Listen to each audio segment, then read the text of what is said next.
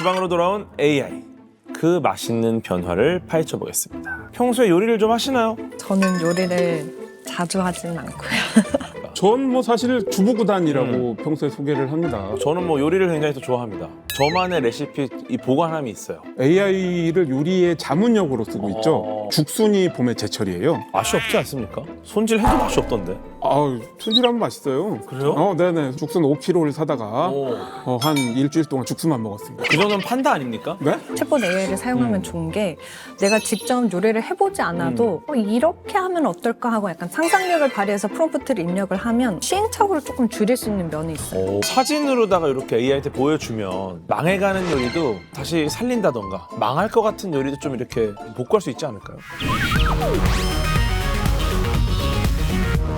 여러분 반갑습니다. AI토피아 궤도입니다. 흔히 요리엔 손맛이 있다고 하죠.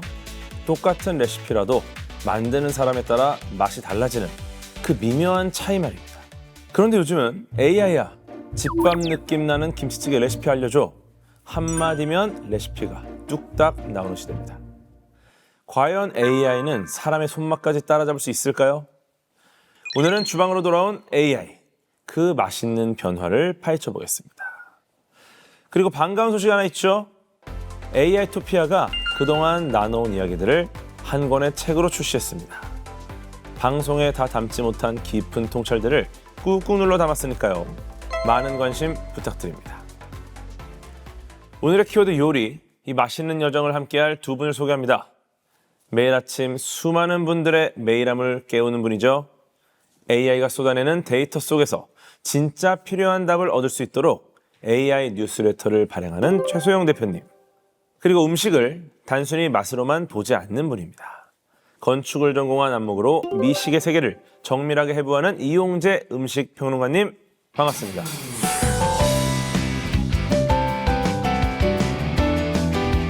간단히 좀 소개를 부탁드리겠습니다. 네.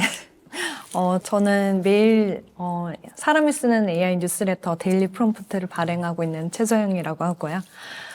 제가 뉴스레터를 2023년 5월 1일부터 매일 발행을 했거든요.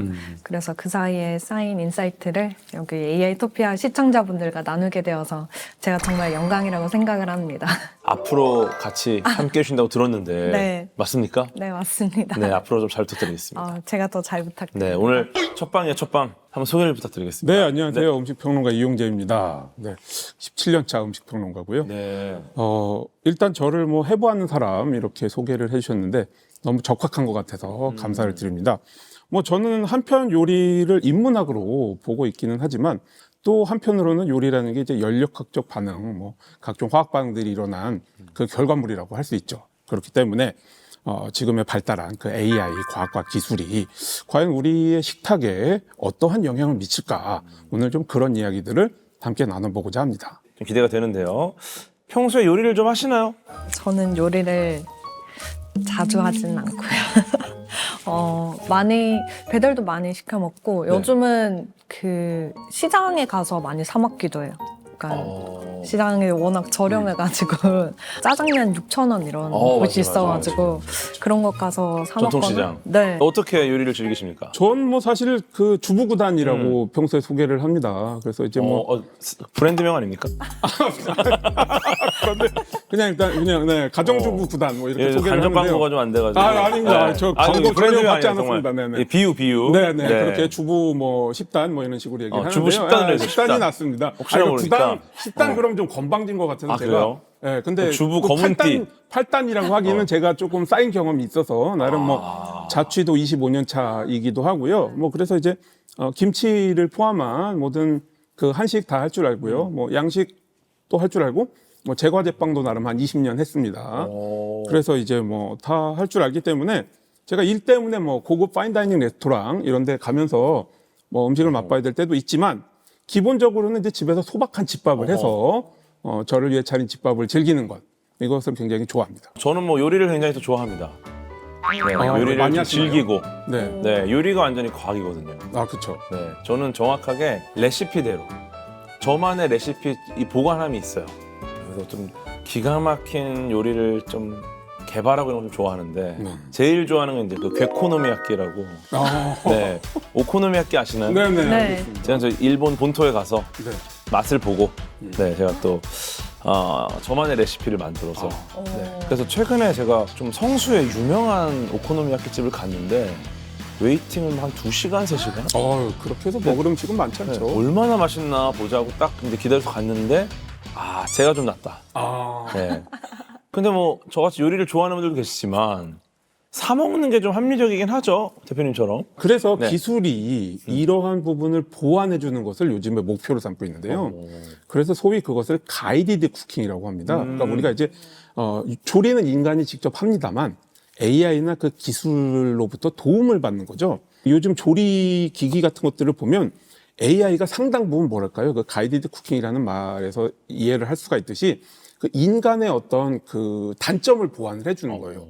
예를 들어서 뭐 이제 그 인덕션이나 그런 예. 화로 같은 경우에는요, 냄비나 그 끓는 소리나 이런 그 넘치는 정도를 파악을 해가지고 이 조리가 어느 정도 되고 있나 이런 부분까지 다 파악을 해서요 메시지를 보내주는 겁니다. 지금 뭐 조리가 너무 지나치게 되고 있다라든지. 그럼 이제 우리가 사실 요리를 볼 때 가장 모르는 부분이 얼마만큼 그 조리가 되고 있나라는 거 감을 많이 못 잡는 경우가 있거든요. 얼마나 익었는지 아까 오코노미야끼 익었나 안 말씀하신 것처럼 자 그런 부분을 AI가 상당히 보완을 해주는데요. 특히 이제 최근에 인도에서는 어플라이언스 2.0이라는 스마트 기기가 나왔는데요. 이거는 터치 스크린하고 또 약간 그 웍 같은 약간 그런 볶음이나 가열이 가능한 그러한 그 화로가 조합이 돼 있어요. 그래서 터치 스크린으로 요리를 고르면 그 레시피에 맞게 재료를 투입해 주기만 하면 그 조리 과정을 거의 그 기계가 AI와 같이 해줍니다. 조금 더 나아가면은 레시피 같은 것들도 좀 더 많이 기술적으로 몇 단계 나아간 지침을 줄 수가 있습니다. 그래서 예를 들어서 뭐 요즘 광고는 김치볶음이 너무 시다. 이거 어떻게 하면 되냐 이렇게 물어보면 AI가 답을 해줍니다. 뭐 설탕을 조금 넣어서 단맛을 잡는다. 맛술을 넣을 수도 있고 아니면 기름을 더해서 좀 더 풍성하게 만들 수도 있고. 자 여기서 더 나가면요. 저 같은 경우 이제 집에서 빵을 굽거든요. 그때 이제 빵을 구울 때 이거 좀 만족스럽지 않은데 그러면 빵에 단면 사진을 찍어가지고 아니면 스테이크를 굽는데 스테이크의 겉면 사진을 구워가지고 AI에게 보여줍니다. 자 지금 이 요리를 평가해달라. 그럼 이제 놀랍게도 뭐 지금 이 반죽을 보니까 빵 단면을 보니까 반죽의 상태가 이러저러한 걸 봐도 수분이 좀 많았던 것 같다. 다음에는 레시피에서 좀 수분을 이만큼 줄여달라라든지 스테이크는 겉면이 잘 지져지지 않는 걸 보니까 미리 꺼내서 온도를 높여야 될 것 같다. 이런 식으로 굉장히 구체적인 그 소위 진짜 가이드를요 줘서 실패하지 않도록 좀 더 도움을 줍니다. 예전에 그 AI가 레시피를 이렇게 추천해 주는 건 있었거든요. 네. 이제는 아예 뭐 재료를 사진을 딱 찍으면은 바로 야 이걸로 요런 걸 해. 요렇게 해주고 요리 과정도 뭐 중간중간 이렇게 보여주면은 지금 요리가 어느 정도 되고 있다. 혹은 더 너무 익었다. 덜 익었다. 이것도 알려준다라는 거네요. 그렇죠. 야, 그럼 이 정도면 거의 요리를 우리 대표님도 하실 수 있을 정도로 굉장히 수월한 시대가 된 것 같은데. 네. 그렇죠. 그냥 뭐 이렇게 보여주면 되니까 카메라에. 그렇죠. 그죠? 그 음성 대화로 또 이렇게 어. 하면 되니까. 이러면 끝난 거 아닙니까? 그럼 뭐 오류가 있긴 하겠죠. 그래도 예를 들어 뭐 맛이 요리는 되는데 그럴싸한데 그 좀 맛이 좀 안 맞는다던가 뭐 이런 경우 있지 않겠습니까?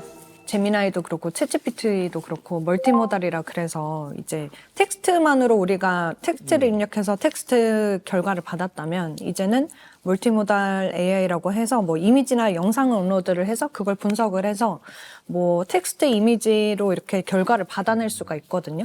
그래서 저도 사진을 많이 찍어가지고 이제 뭐 챗GPT나 제미나이한테 주고 이거 뭐야 이렇게 많이 물어보거든요. 근데 한 번씩 이게 국가별 데이터 편차가 좀 있다 보니까 김치찌개 사진을 찍어서 줬는데 네. 이거를 뭔가 토마토 스프라고 생각을 한다든지 네.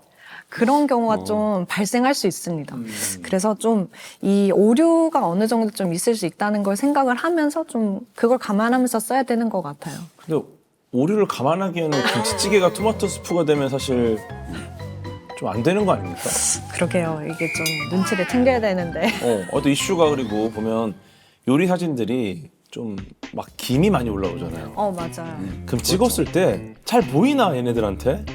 이 프롬프트를 입력을 할 때 이게 이미지만 네, 주는 게 아니라 맥락을 좀 함께 주는 게 좀 좋아요. 내가 지금 사실 이제 김치찌개 한다 얘기를 해줘야죠. 아, 명확하게? 그래서, 네. 그러니까 김치찌개를 하기는 할 건데 뭐 재료는 지금 내가 갖고 있는 게 뭐가 있고 이거는 없다. 예를 들어서 대파는 없어. 막 이런 식으로 양파는 없는데 뭐 이걸로 대체를 해도 돼? 뭐 이런 식으로 물어보면서 좀 한 번에 좋은 결과를 받기보다는 좀 대화를 나누면서 어떤 결과를 받으려고 하다 보면 조금 좀 그래도 마음에 드는 결과물을 좀 받으실 수 있을 거예요. 조리라는 게 사실 굉장히 스트레스 받는 일이거든요. 이 생각을 해야 되잖아요. 그 생각의 어느 일정 부분을 AI가 대신해 주는 게 사실 상당히 메리트가 있거든요. 그렇군요. 어쨌든 뭐 칼로리 계산하거나 네네. 식단 짜거나 뭐 식이 조절 이런 거 필요할 때도 좀 유용할 것 같아요. 어쨌든 예를 들어서 뭐 계란이랑 닭가슴살이 너무 물려요. 그런 상황에서 나 좀 너무 지겨운데 네. 새로운 조합 좀 알려줘.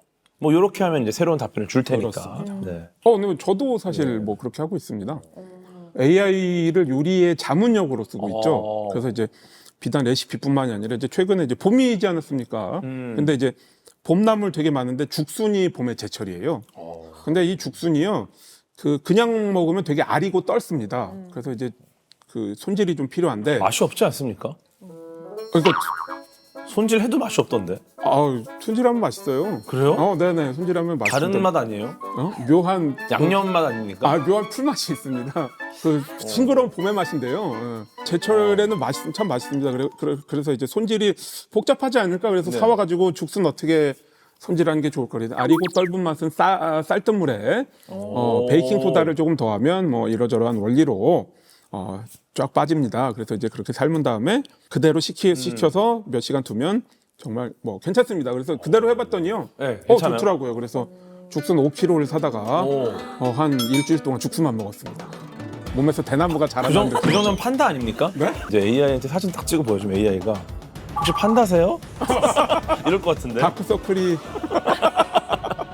네. 근데 어쨌든 우리가 집에 가면 정말 손가락 하나 까딱하기 싫을 때, 좀 그럴 때 있지 않습니까?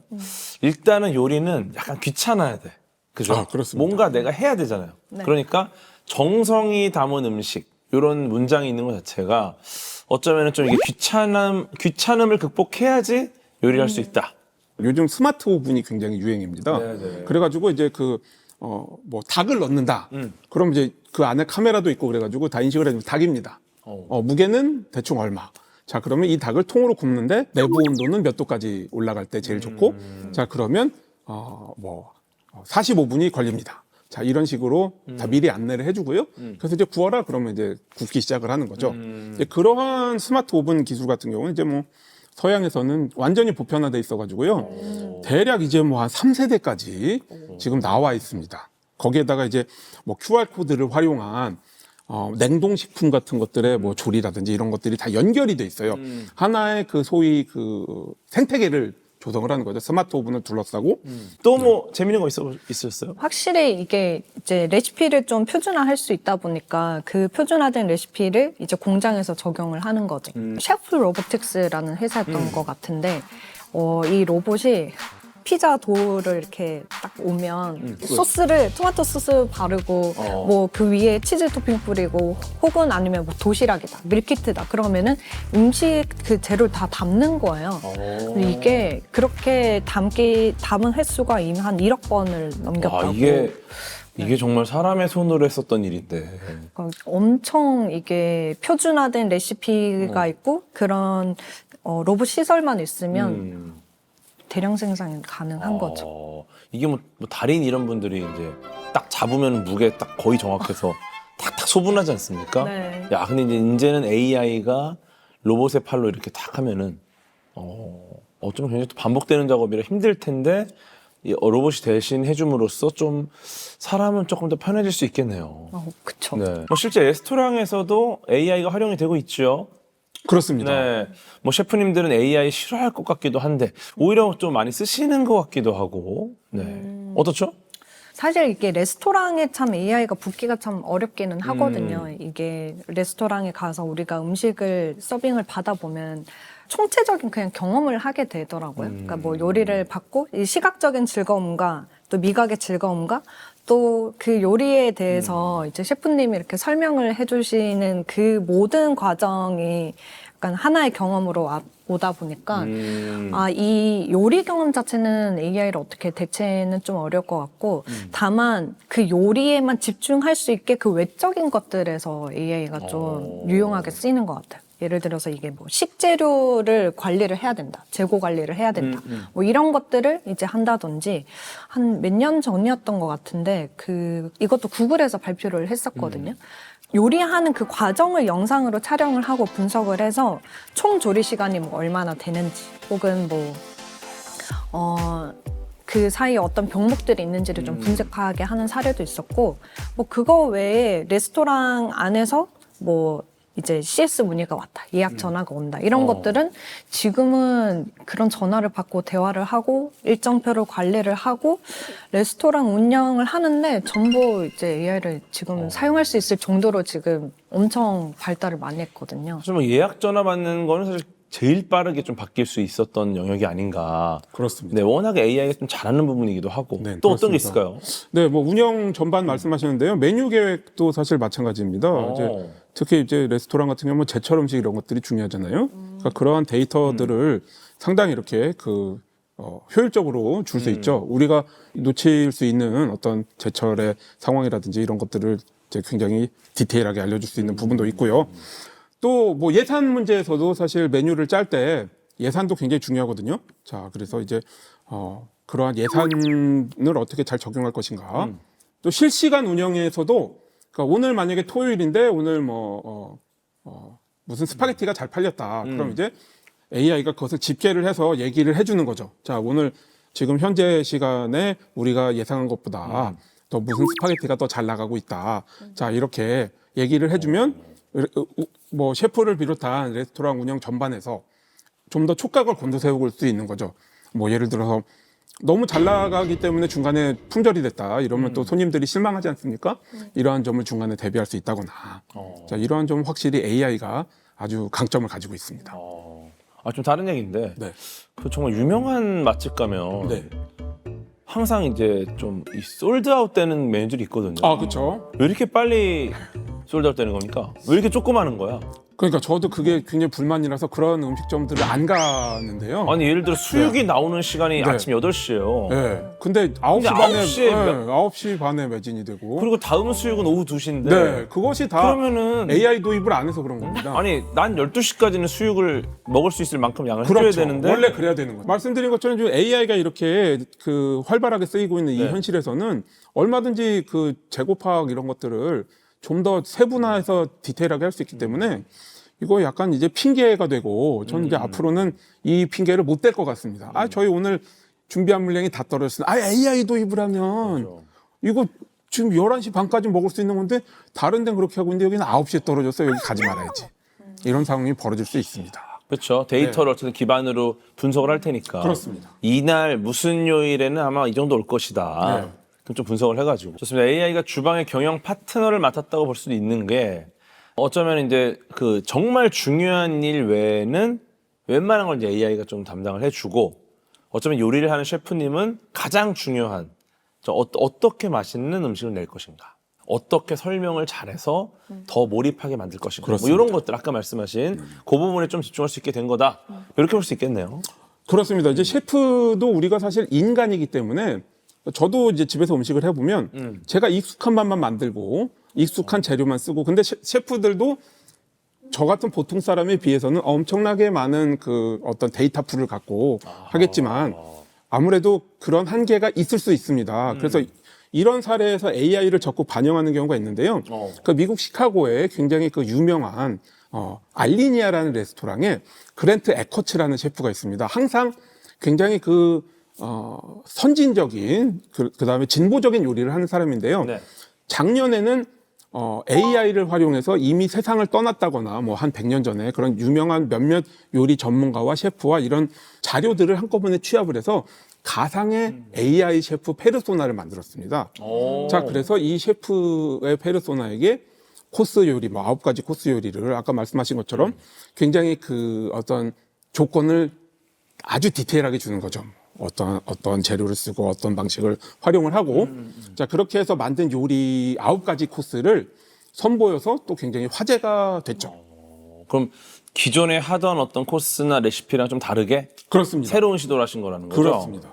AI가 큰 도움을 줄 수 있겠네요. 낯선 경험 쪽으로 약간 인도를 할 수 있으니까. 네.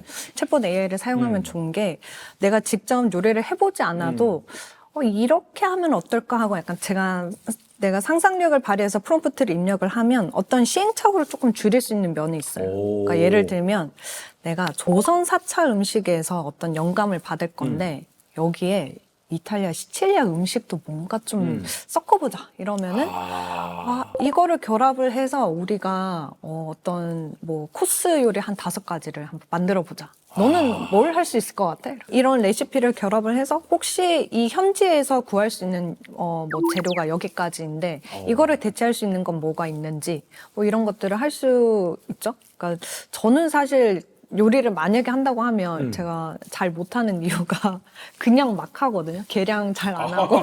아니 그러면 사진으로다가 이렇게 AI한테 보여주면 예를 들어서 뭐 약간 망해가는 요리도 좀 다시 살린다던가 망할 것 같은 요리도 좀 이렇게 다시 복구할 수 있지 않을까요? 그러니까 그게 중요한 것 같아요. 망하기 전에 물어봐야 되는 거가 중요한 것 같아요. 요 과정 중에 AI를 쓰면 참 도움을 많이 받을 수 있는 게 예를 들어서 뭐 이제 제빵을 한다고 했을 때 내가 재료를 뭐 예를 들어서 뭐 밀가루는 얼마를 넣었고 물은 얼마를 넣었고 뭐 소금은 어느 정도를 넣었는데 이 그람 수대로 했는데 뭔가 뭐 약간 좀 질척거린 것 같다. 이게 맞아? 하면서 이제 보여주거나 요즘은 아예 좀 라이브로도 되기는 하거든요. 이제 라이브로 대화를 하면서 보여주면서 이렇게 요리하는 거를 내 장면을 공유할 수 있다 보니까 이제 그거를 듣고 이제 보고 분석을 해서 얘가 어떤 분석을 내려주면 그럼 여기서는 이런 거를 좀 더 해야 되겠구나. 그 답변을 좀 참고를 해서 조금 성공 확률을 좀 높일 수가 있죠. 네. AI가 요리를 대신한다기보다는 요리의 기준을 조금씩 끌어올리는 방향으로 작동하고 있는 것 같습니다. 이미 그런 변화가 많은 방면에서 하나씩 구현이 되고 있었네요. AI가 결국엔 가져오는 변화 중에 키워드가 초개인화이거든요. 국가 차원에서도 푸드테크 케이스 표준화라고 해서 어떤 제도적인 방안을 좀 마련을 하려고 하고 있고요. 오마카세를 힘들게 예약해서 갔는데 오늘은 AI가 설계했습니다. 이러면 조금 아쉽지 않을까요? 가이디드 쿠킹 그런 얘기를 했다시피 완성은 인간이 시키는 거기 때문에 밀키트를 맛없게 조리하는 사람이 있어요? 있습니다. 충분히 가능합니다. 대표님? 네. 밀키트는 맛있죠? 어느 정도는 되더라고요.